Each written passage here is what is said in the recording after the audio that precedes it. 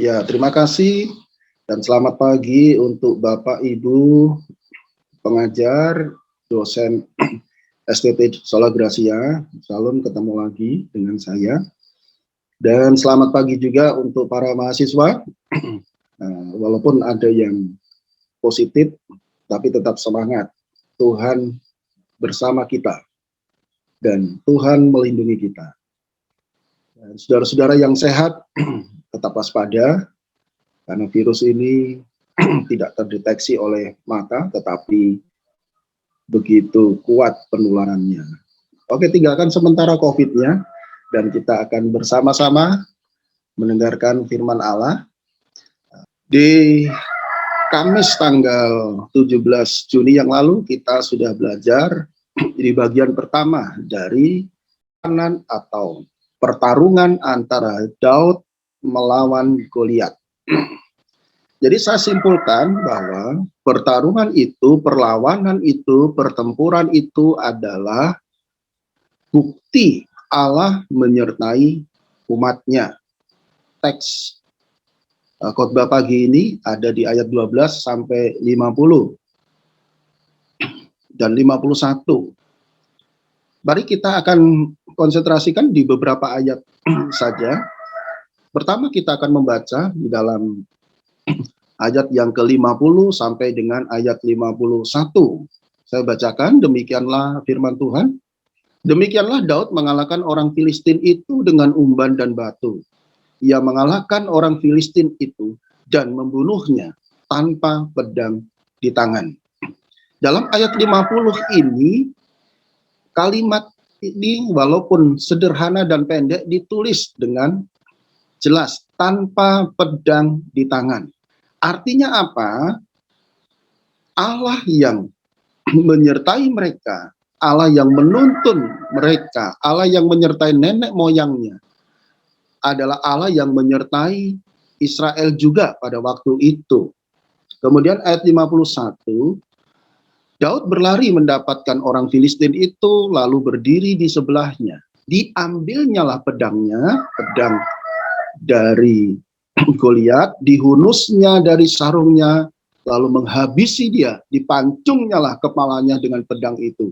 Ketika orang-orang Filistin melihat bahwa pahlawan mereka telah mati, maka larilah mereka. Luar biasa. Daud yang tidak diperhitungkan dalam peperangan itu, yang sebenarnya Daud adalah anak remaja yang sedang datang untuk mengantar nasi atau bekal makanan ya, kalau pada waktu itu ada keju dan lain-lain, kemudian diberikan kepada kakaknya yang ada di medan pertempuran, dan Daud dianggap hanya menonton saja. Kakaknya menghina dia, kakaknya tidak menganggap dia, tetapi ketika semuanya sudah tidak mampu menghadapi Goliat, maka Daud berani tampil menghadapi Goliat, dan hasilnya adalah mengalahkan Goliat, serta yang fantastis adalah memenggal kepala Goliat. Pertarungan yang tidak seimbang, pertarungan yang tidak manusiawi antara remaja yang tidak memiliki pengalaman berperang dengan seorang raksasa panglima pahlawan dari Filistin yang diunggulkan. Sementara tentara Israel tidak ada yang berani, namun Allah bekerja di situ. Maka di ayat yang ke-50, Daud mengalahkan Goliat bukan dengan pedang di tangan. Nah, saudara-saudara, para mahasiswa, Bapak Ibu semuanya yang pagi hari ini hadir dan beribadah bersama, Allah pasti menyertai umatnya. Itu keyakinan saya. Dan saya lihat dari teks ini membuktikan bahwa Allah menyertai umatnya. Di masa lalu Allah menyertai umatnya. Dan di masa kini pun Allah juga menyertai umatnya. Siapa umatnya di masa kini? Kita semua. Pertempuran Daud melawan Goliat itu adalah bukti bahwa Allahnya Daud adalah Allah yang konsisten terhadap janjinya, yaitu menyertai umatnya. Allah kita juga sama. Allah yang disembah oleh Daud, YHWH yang menyertai Daud melawan Goliat dan mengalahkan Goliat serta memenggal kepala Goliat adalah Allah yang sekarang ini kita sembah, yang kita percayai. Ia pun juga Allah yang kita sembah itu, YHWH yang di masa kini, yang adalah Yesus Kristus, menyertai kita sampai kepada akhir zaman. Kalau Allah sudah memberikan janjinya menyertai kita semua sampai kepada akhir zaman, maka seharusnya, seyogyanya, tidak ada lagi mahasiswa yang tidak mau pelayanan di tempat yang sulit. Dan tidak ada lagi mahasiswa yang berpindah-pindah pelayanan hanya dengan alasan rohani. Oh, ini bukan tempat panggilan saya. Tempat panggilan saya itu tidak seperti ini. Terlalu sulit. Bukan. Allah yang menyertai kita, membuat kita antusias dimanapun kita ada. Ia bersama kita. Berada di pihak kita, menyertai kita untuk selamanya. Saya mengulang sedikit saja, di minggu yang lalu kita sudah belajar bagaimana ciri orang yang disertai Tuhan. Yang pertama ialah beres terhadap tugas dan tanggung jawabnya, sekalipun kecil dan sederhana. Kita belajar dari Daud. Daud tidak dianggap sebagai pribadi yang tampil untuk mengalahkan Goliat, tidak. Daud hanya mengantarkan bekal makanan untuk kakaknya. Daud adalah seorang penggembala kambing domba yang jumlahnya sedikit, 2-3 ekor saja. Daud mengembalakan dombanya itu dengan penuh tanggung jawab, sekalipun kecil, ia bertanggung jawab terhadap kehidupan kambing dombanya yang sedikit itu. Maka ia berani bertaruh, mempertaruhkan nyawanya menghadapi binatang buas seperti beruang, singa, dan binatang-binatang yang lain yang mengancam nyawa atau keselamatan dari dombanya. Daud telah melakukan ini. Beres terhadap tugas itu berarti sudah melakukannya dan sudah membuktikan tanggung jawabnya, bukan akan menyelesaikan tanggung jawabnya, bukan, tetapi sudah beres dengan tanggung jawabnya. Itu Daud. Yang kedua, ciri orang yang disertai Tuhan ialah memiliki iman yang besar dan kuat. Mari kita bersama-sama membacanya di dalam ayat 37, kemudian ayat 45 sampai 46. Ini salah ketik angka, mestinya ayat 37 ini. Pula kata Daud, Tuhan yang telah melepaskan aku dari cakar singa dan cakar beruang, Dia juga akan melepaskan aku dari tangan orang Filistin itu. Kata Saul kepada Daud, pergilah, Tuhan menyertai engkau. 45, tetapi Daud berkata kepada orang Filistin itu, engkau mendatangi aku dengan pedang dan tombak dan lembing. Ini persenjataannya lengkap sekali. Tetapi aku mendatangi engkau dengan nama Tuhan semesta alam, Allah segala barisan Israel yang kau tantang itu. 46, hari ini juga Tuhan akan menyerahkan engkau ke dalam tanganku, dan aku akan mengalahkan engkau dan memenggal kepalamu dari tubuhmu. Hari ini juga aku akan memberikan mayatmu dan mayat tentara orang Filistin kepada burung-burung di udara dan kepada binatang-binatang liar, supaya seluruh bumi tahu bahwa Israel mempunyai Allah. Dan supaya segenap jemaah ini tahu bahwa Tuhan menyelamatkan bukan dengan pedang, bukan dengan lembing, sebab di tangan Tuhanlah pertempuran, dan Ia pun menyerahkan kamu ke dalam tangan kami. Saudara-saudara yang dikasihi Tuhan, kalau saya baca ini dengan teliti, saya baca ini dengan pengamatan yang bagus dari seorang anak remaja yang tidak pernah ada di medan pertempuran. Ia hanya berhadapan dengan kambing, domba, dan binatang-binatang buas yang mengancam nyawa dari kambing dombanya. Tetapi kalimat-kalimat yang ditulis luar biasa. Hari ini kamu akan mati. Bahasa sederhananya begitu. Aku akan mengalahkan engkau. Supaya apa? Semua bangsa tahu bahwa Israel punya Allah. Dan supaya jemaah ini juga tahu bahwa Allah menyelamatkan bukan dengan pedang dan bukan dengan lembing. Artinya Allah bisa melakukan perbuatan yang spektakuler di luar dugaan manusia, di luar senjata-senjata yang dipersiapkan pada waktu itu. Kalau sekarang mungkin di luar perhitungan kita, di luar matematika kita, tetapi Allah bisa bekerja dalam segala situasi yang mustahil sekalipun. Tetapi apa? Kita harus tampil sebagai orang-orang percaya yang memiliki iman yang besar dan kuat. Belajarlah dari Daud. Saudara-saudara yang dikasih Tuhan, R.C. Sproul dalam bukunya Keyakinan Dasar Iman Kristen, dia menulis seperti ini, akar dari istilah iman adalah percaya. Percaya kepada Allah bukan merupakan suatu tindakan yang berdasarkan pada kepercayaan yang tidak beralasan. Apa maksud R.C. Sproul?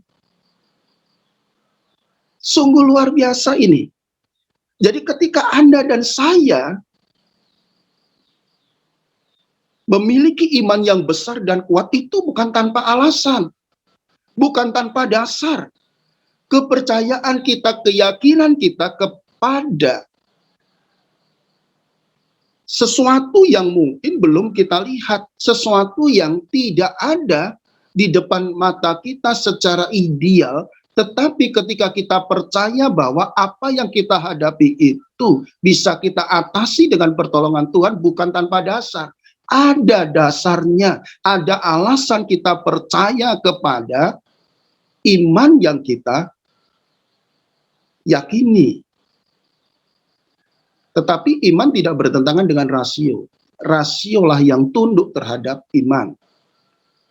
Saudara-saudara yang dikasih Tuhan, Bapak Ibu semuanya yang hadir pagi ini, Allah kita adalah pribadi yang telah menyatakan dirinya sendiri. Allah yang kita sembah itu telah menyatakan diri, baik dalam pernyataan umum ataupun dalam pernyataan khusus. Allah sendiri yang datang menyatakan dirinya tanpa perwakilan. Tidak berupa patung-patung, tidak berupa kalimat-kalimat abstrak, tetapi Allah real datang.